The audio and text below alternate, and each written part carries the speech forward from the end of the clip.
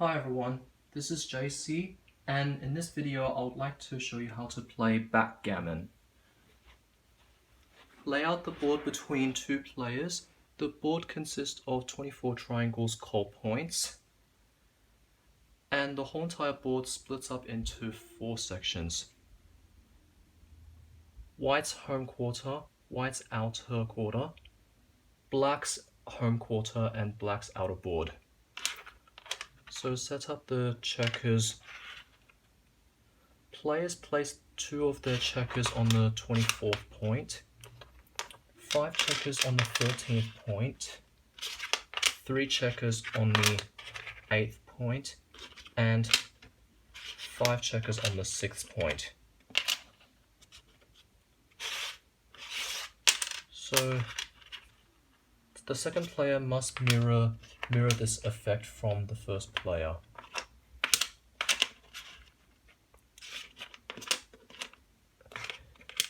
Give each player 2 dice and place the doubling cube in the middle of the board, which I'll talk about later. To decide who goes first, each player has to roll 1 die to determine who goes first. In this example, white goes first because 3 is higher than 2, and must use both of the dice numbers to move his checkers. So let's say he moves 2 spaces with his 1 checker, and then he moves 3. And take note, you're not allowed to split the number of a whole number of the die to move multiple checkers. You must use the entire dice number to move 1 checker, like this. Move 2 and then 3.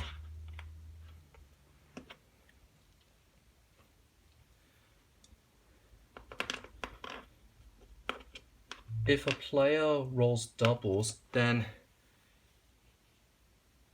he may move his checkers, showing the number on the dice twice for each dice, making a total of 4 moves. Like this.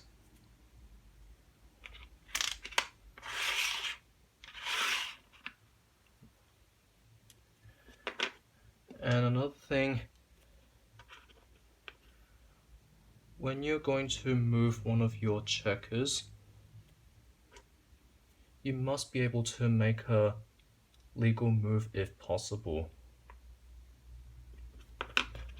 So for instance, white rolls a 5 and a 3, wants to move this checker, but somehow he's not allowed to move onto that point, and wants to try 5, and it's not possible. And one illegal rule is you are not allowed to add together the sum of the die to make one giant move. You can't do that, because you must have either of the points available, so then you can make a giant move. Pieces are only allowed to land onto any of the empty points, a point that is already occupied by your own color, or a point that is occupied by exactly one of your opponent's checkers.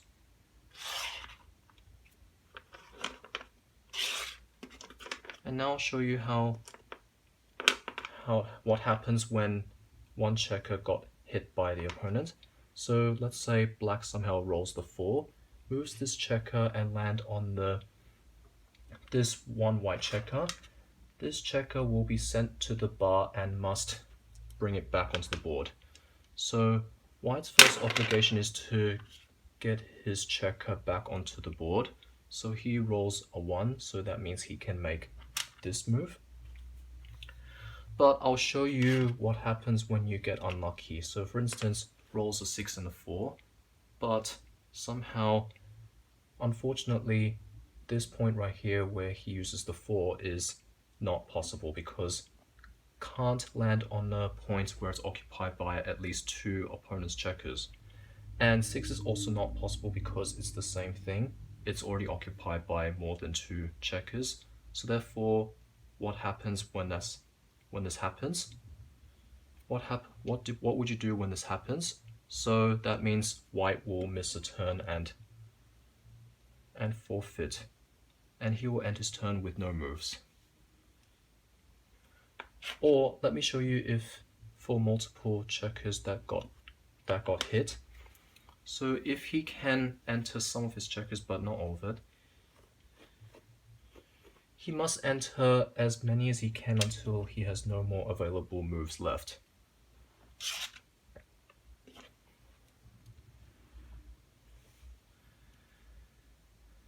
And to bear off all the checkers, you must get all of your checkers into your home quarter. So for example, white manages to get all of his checkers all the way to his home quarter.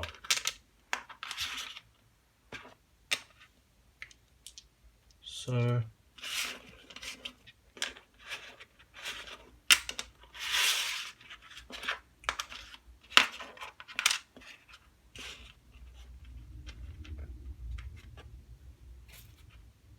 white rolls a dice and somehow gets a 5 and a 4, for example. 1, 2, 3, 4, and 1, 2, 3, 4, 5. Now he's got all of his checkers in his home quarter and he is ready to begin bearing off his checkers. So once you roll the dice, he's got 3 and 1, for example. He used this point from the third point to bear off one checker and used the other checker from the first point to bear off as well. So that's how you bear off. However, if this is like the example, I'll show you this in this example. If white has like much more higher numbers than the points that he's on, he must bear off the checkers from the furthest point away from the bear off area. So use 2 of his checkers to bear off. That's how you do it. Or if it's less than the point he is from, then he must move further like this.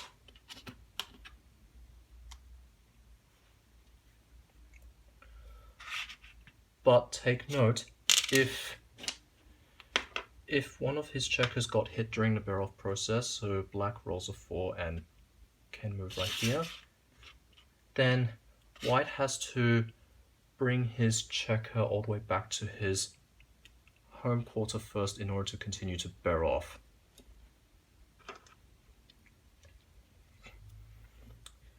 Okay, now I'm going to show you the outcomes of winning and losing.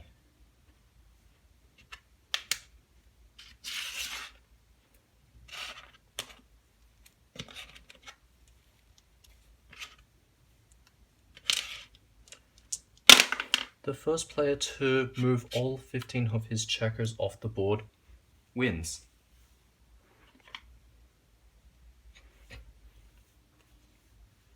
Now, what about the doubling cube? So the doubling cube is like to do with increasing the stakes of the game. So it starts off in the middle.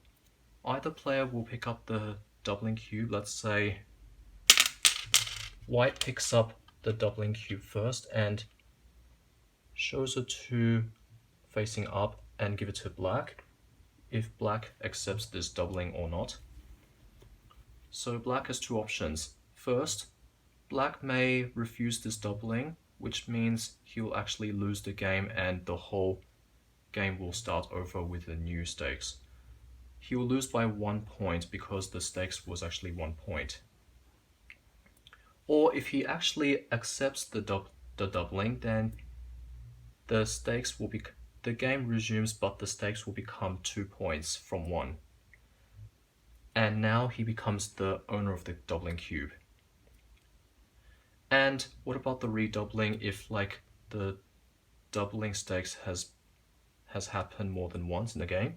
So black will flip the cube over to show number 4, which indicates 4 points, hand it over to white, and white has 2 options just like black earlier. White can either refuse. If white refuses, then white will end up losing 2 points, because remember 2 points was the current stakes before 4 points. And this game will once again start over with a new stakes back to 1. Or if white accepts, then the stakes will become 4 points from 2. The game resumes, and white will once again be the owner of the cube. Now, let's talk about the outcomes of winning and losing.